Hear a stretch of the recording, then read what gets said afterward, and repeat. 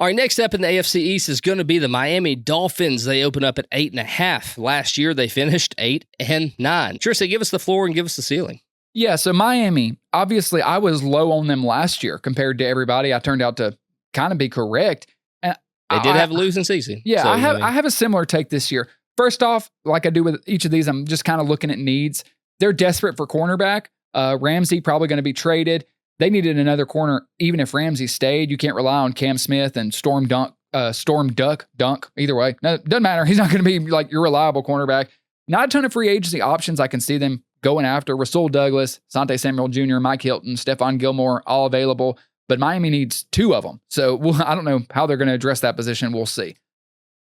The ceiling. What is the best case, but realistic for Miami? Because you could say for any team, well, the ceiling's the Super Bowl. All right. But realistically, what would be Miami absolutely reaching their peak? Because I really don't believe in the team. 9 wins seems like a lot to me. I genuinely think 8 wins is the ceiling for the Miami Dolphins. I really do. You could argue. Division. Yeah. And just the way the team is constructed, people are finally realizing that Mike McDaniel is kind of an overrated coach. And the big problem that we've continued to talk about is that they're a soft football team. They don't have the toughness.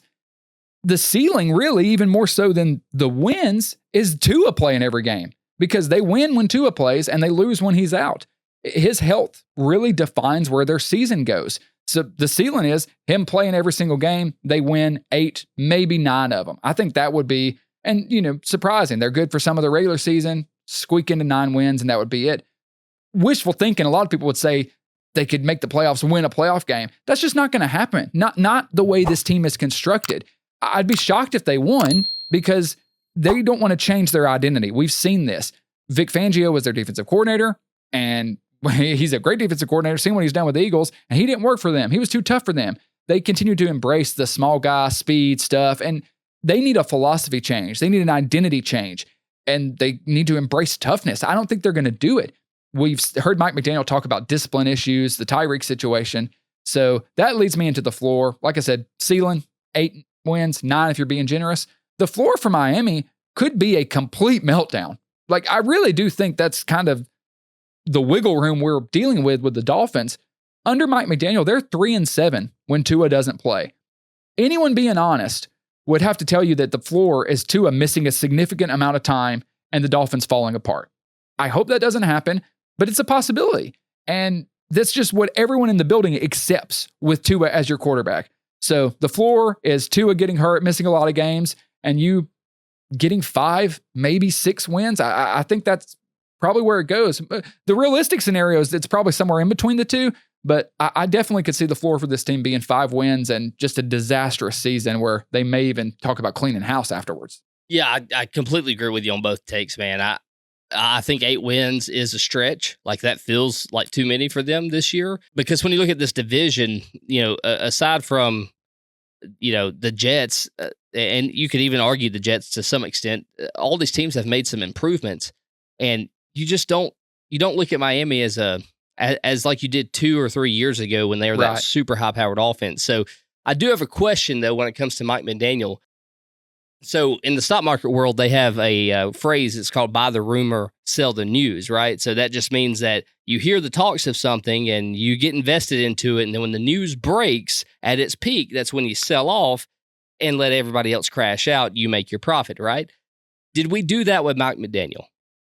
Did we say that, okay, this guy came from nothing. His story, the rumor, says that he should be this really, really good coach. He's proven to be in certain situations, and now we've hit that peak. At what point are we going to sell the news and say that maybe he's just not cut out for it? Maybe he's just not the guy. Because as weeks go by and as seasons go by, I become less and less of a Mike McDaniel fan like I used to be. I just don't think matureness is not there, and I think that he probably tried to reinvent the wheel a little too fast. And I just don't know that he's cut out yet to be that type of coach to take Miami into the playoffs and let alone a Super Bowl. Yeah, I agree with you. I think he could be a really, really talented offensive coordinator. But we've seen calling plays, being a coordinator, doing this stuff, and being a head coach, it is a different job. And the big problem for him too, like, is when he's openly talking about discipline issues and they can't get guys to show up on time and guys are late. Do you think Andy Reid has guys showing up late all the time? No. And do you think if he did, he would actually be just talking about it out in the public, the media? He might be talking about it because they wouldn't be on the fucking team anymore. Right. Like, everybody looks at Andy Reid and I'm not trying to make this a Chiefs thing. I'm really not. But everybody looks at Andy Reid and it's like, oh, still managed to do it. Everybody's like, oh, the big nice guy. And no, they have like some of the toughest training camps. He's still old school. They don't, and to even take Andy Reid, Sean McVay, you think he's having trouble with player discipline? No. So that's just something that's why they're not a tough football team. It's not just the identity on the field. It's the way they handle things off the field. This is where the maturity comes in. Exactly. And that's look, exactly right. Mike McDaniel has a long career left in football, right? I'm just saying maybe not yet. Right. Maybe we pushed him into this a little too fast and we bought that rumor and now it's bottomed out and we didn't sell the news, man. And we're in negative territory now. And it's going to be hard to gain it back. But I don't think that he makes it past, say, the end of this year. He finishes 6 and 11, right? You think he's gone? Do you think there's a situation where 6 and 11, and especially if the last stretch of games is the majority of the losses? So say they come out of the gate swinging early and they win a couple, but say the latter half of the year, they hit a string of losses, maybe 5 or 6 in a row.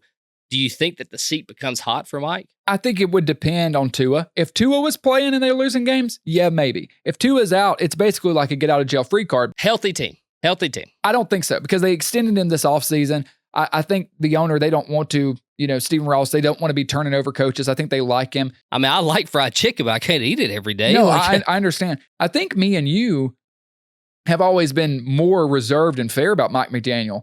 But when he first came in the league in that first year, it's like we saw this offense and we're like, oh my God, that speed and everything. But then we saw what happened when they got late in the season and they had to play physical teams on the road in January. And you're like, oh, they fall apart. Yeah, they're great in Miami, in September, but it's just completely different. And he doesn't get the, forgiveness that he got at the beginning of his career. I'm with you. I think he could end up being a good head football coach, but there's no doubt he has limitations. And I think this team has a lot of limitations.